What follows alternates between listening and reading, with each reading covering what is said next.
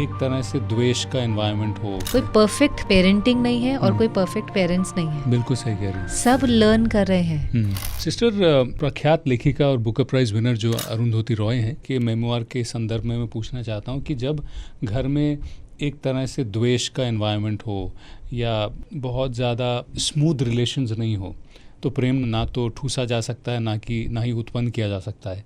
तो इस एनवायरनमेंट में हीलिंग कैसे डेवलप किया जा सकता है? यंग एज में तो वो चीज़ अफेक्ट कर जाती है, पर जब आप बड़े होते हैं और मैच्योर होते हैं तो आपको ट्राई करना चाहिए कि आप अपनी हीलिंग करें, चाहे थेरेपी के थ्रू, काउंसलिंग के थ्रू, स्पिरिचुअल प्रैक्टिसेस के थ्रू, बिकॉज आप अपना बेस्ट तभी दे पाएंगे व्हेन यू आर हील्ड। नहीं तो कई बार आप जो लिखते हैं उसके अंदर भी बहुत पेन होता है।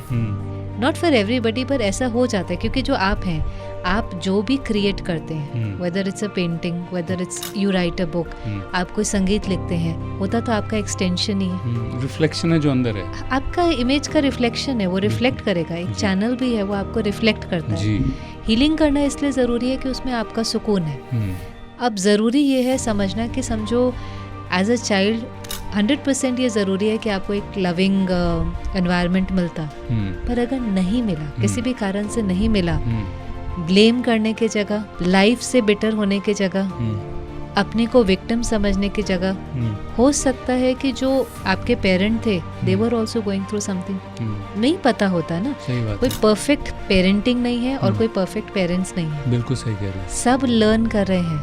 There are so many times when a mother would say, मुझे पता ही नहीं चला मेरे से ये गलती कब हो गई। बिल्कुल बिल्कुल, मुझे पता ही नहीं चला कि मैंने ये फर्क अपने बच्चों में कब कर दिया। मेरा तो कभी कोई इंटेंट ही नहीं था। So actually there is no perfect parenting, there is no perfect parents. Stop blaming your parents, stop being bitter from them. उनको भी नहीं पता था। सही बात है, उनको भी नहीं पता था। There should be a lot of forgiveness in your heart is what I feel.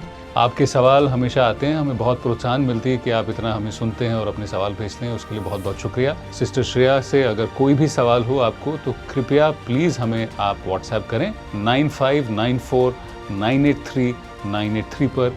ये नंबर जो है वो स्क्रीन पर भी लिखा हुआ है। बहुत बहुत शुक्रिया।